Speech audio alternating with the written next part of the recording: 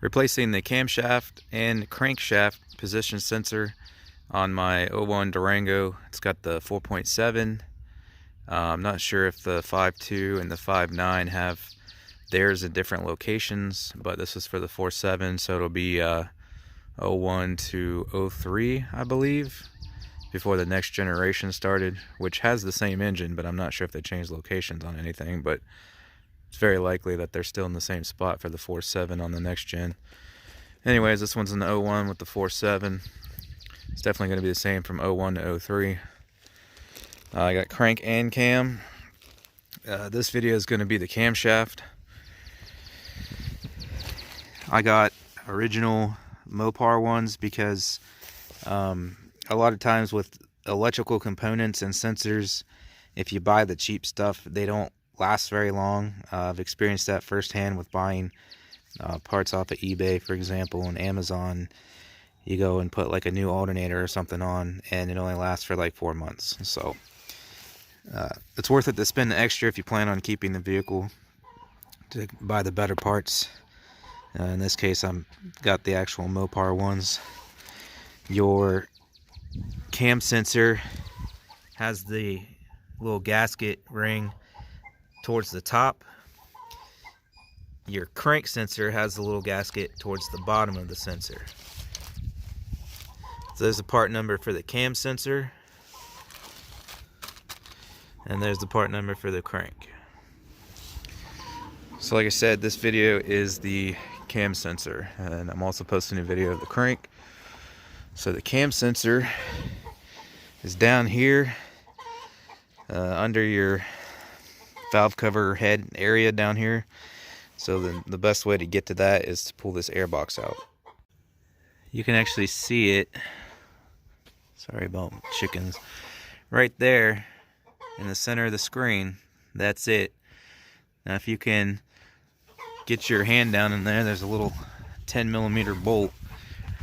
You might be able to get it out without moving anything, but I'm going to go ahead and pull the air box out. It'll be a lot easier, and also that way I can show you guys better what you're dealing with. Also, you should replace these in pairs because your vehicle won't run, or it'll run really crappy if these are bad. What mine is doing is once it warms up, I get a couple miles down the road, it starts kicking and bucking like crazy and keeps getting worse and worse. I barely got it home.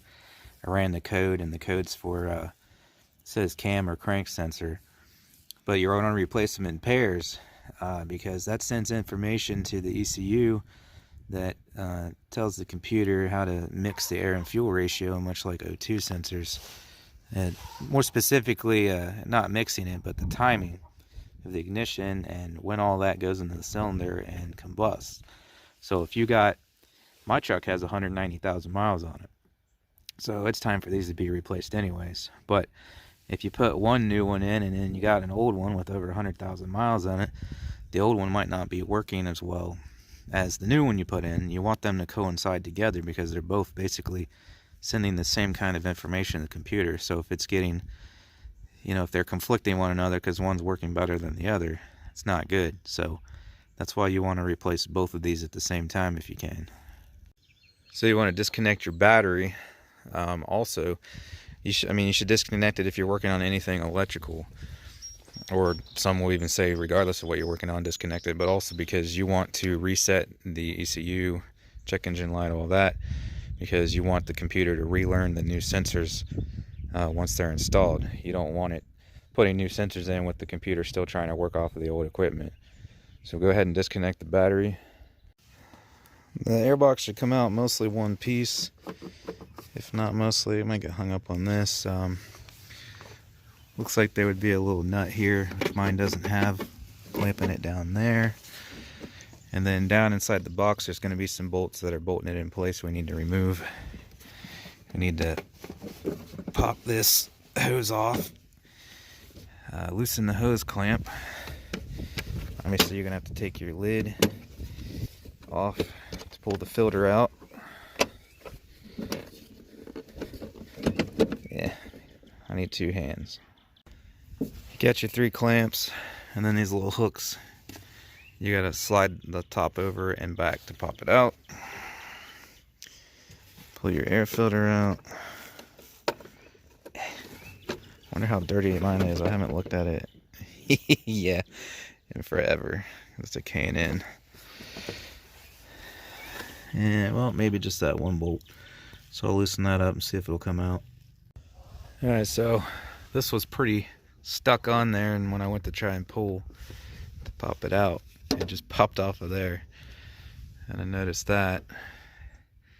See, when you put these things on, you want to make sure you don't get the lip caught up inside of there. So you can see that one's been like that forever apparently.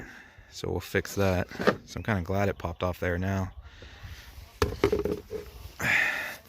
So this thing, for me at least, it just kept spinning and spinning and spinning. So yeah, it doesn't really come out. And then you got to pull up real hard. There's pins in the bottom of this sunk into little rubber grommets. So you got to yank up on it to pop it out, which I already did. And then it'll pull out. Maybe. Be careful with this wire here. Air mod. Yeah. Oh, well, I guess it was just... I don't even know, guys. There's where the... it'd be sitting on one of these. Pop that out, and then that's the screw one. Looks like it's just like a lock and on. I don't know. It just kept spinning and spinning on me. But once it's free, pop it off of there. Then, oh, easy access to our sensor right here. So, well, that's covered in all kinds of gunk. Gotta unplug this thing, and then see if I can. Little 10mm bolt, I believe it is. Yeah, right there. You gotta unbolt it there and then it'll come out. You know, it'll be a lot easier to unplug this once I unbolt it, so I'm gonna try to do that first. I'm gonna unbolt it and then pull it up here to me so I can easily unplug it. I wanted to let you guys know also the code was P1391, which is intermittent signal from camera crank sensor, as I said.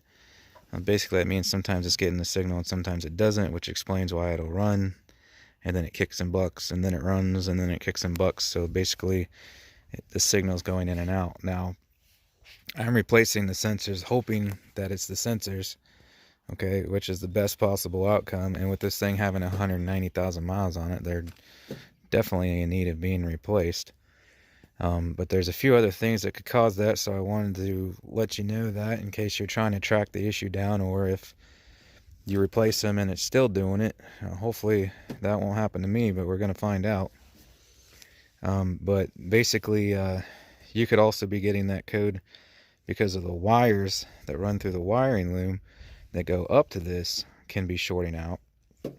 They actually sell kits for you to open that up and replace a foot or two of that wiring in case the wiring is the issue. And I was also reading something about your timing chain. Okay, the timing chain gets loose because one of these, if not both, gets its read off of the timing chain. Okay, so basically if your timing chain, if it skips a tooth or if it stretches, it's gonna be picking up the wrong reading, and that can also throw that code, which obviously replacing the timing chain is a big job. So easiest thing is to replace the sensors. Like I said, mine's way past due for them anyway, so hopefully that's it. If not, I gotta tear into the wire loom and replace the wiring. Other than that, you're probably looking at your timing chain. So I'm hoping that's not the case here, but I do run the crap out of this thing, and it's only a few thousand away from 200,000. So, but I wanted to let that be known. If you guys, like I said, are trying to track it down and you replace them and it doesn't work, so we'll see if it works for me. Hopefully it works for all of you guys. That way you ain't got to do more shit. But I know I've read several reports where it wasn't the sensors. It could either be the wiring or the timing chain. Something's messed up with it. Alright, I'm at the front of the truck here, obviously. Now I guess also you can just come up here from the bottom. Where's that? There it is. And get it this way. But if you don't want to crawl under it and all that, It's also a little harder to see than that. There's all that daylight because we pulled the air box out, otherwise it would be dark, but you can get it from down here also. But a lot of people are going to prefer to go from the top. I'm down here because I'm trying to pull it out. It's kind of stuck in there. I tried prying down on it a little with a screwdriver, but I don't want to break it, so I'm going to grab it from down here where I have better leverage and try to twist and pop it out. Alright, so I got it out from the bottom. I had to grab it by the body here real hard and just wiggle back and forth while pulling down real hard, and it eventually popped out. So now that it's up here, I can unplug it. See how this tab works. Push down or pry up. I need both hands. Alright, yeah, so you got to push down on that tab and then it'll pull out. So installation is pretty much reverse.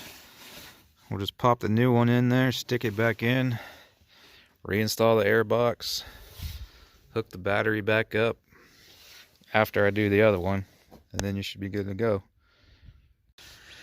One last thing, make sure you get that tightened all the way up. I was sitting there cranking on it and cranking on it and cranking on it, and it felt tight, not super tight, but I was worried that I had actually stripped it out.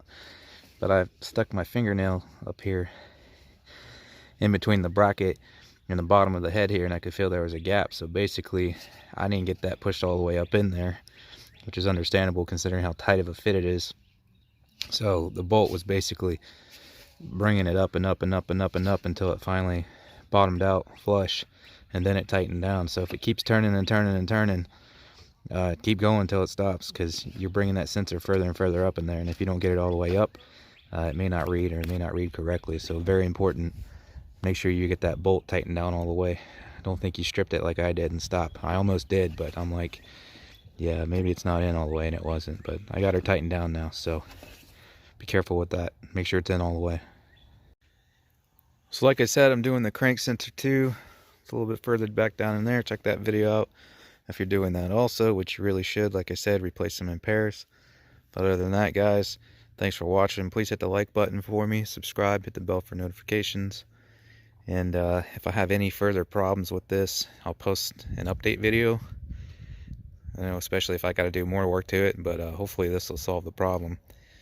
But if not, we'll be posting more videos updating how to figure out what's going on with it.